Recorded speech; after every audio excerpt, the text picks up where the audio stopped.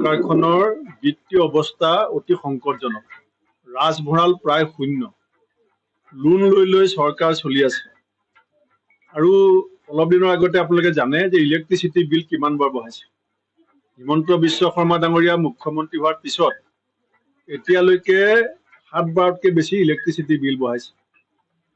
আৰু প্ৰত্যেকটো নিত্য ব্যৱহাৰ্য সামগ্ৰীৰ দাম বঢ়াইছে। একেবাৰে বাকী আছিলে দৰৱ।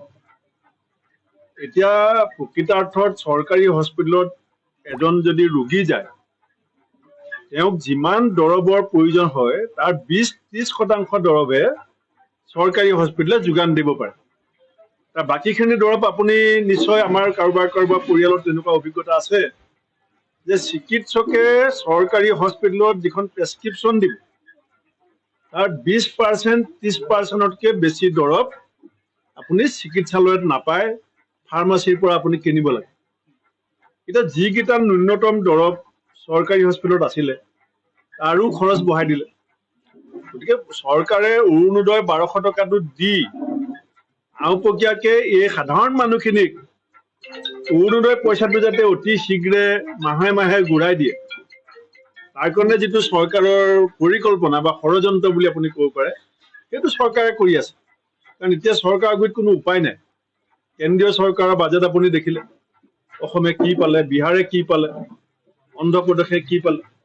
গতিকে এতিয়া চৰকাৰে ৰাইজক চেপি খুন্দি চৰকাৰ চলাব লাগিব। আৰু সেই ৰাইজক চেপা খুন্দা দিয়াৰ যিটো কালি আমাৰ ৰাহুল গান্ধী ডাঙৰীয়াও কৈছে যে ৰাইজ এতিয়া চক্ৰবিহুৰ মাজত। ইলেক্ট্ৰিচিটিৰ নামতো ৰাইজ ভুক্তভোগী, বানপানী গৰাখহনীয়াৰ নামত ভুক্তভোগী, এতিয়া দৰৱৰ নামত ভুক্তভোগী।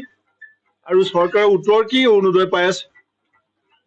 অৰুণোদয় বিপৰীতে চিলিণ্ডাৰৰ দাম কিমান, দালি, নিমখ, পিঁয়াজৰ, মিঠাতেলৰ দাম কিমান, শাক পাচলিৰ দাম কিমান, লাইটৰ বিল কিমান, সেই কথাখিনি যেতিয়া ৰাইজে বিবেচনা কৰিব তেতিয়াই ৰাইজে সকলো কথা বুজিব।